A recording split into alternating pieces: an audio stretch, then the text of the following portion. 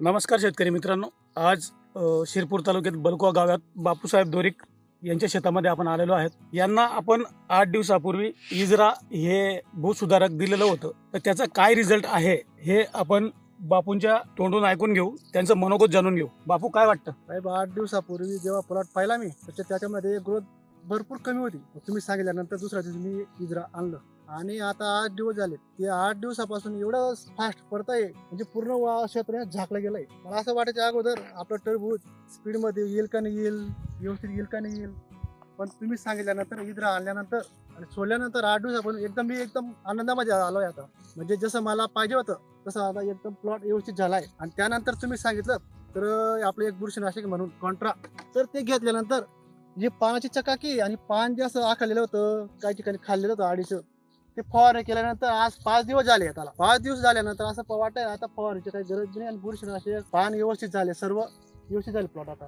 आणि हे फवार मारून मी एकदम खुश आहे. सर्व शेतकऱ्यांना एकच सांगतो, इजरा भूसुधारक आणि एक कॉन्ट्रा वापरल्यानंतर मी खुश आहे. तुम्ही पण वापरा. मी जसं वापरायचं स्वतः अनुभव घ्या. वापरा. धन्यवाद.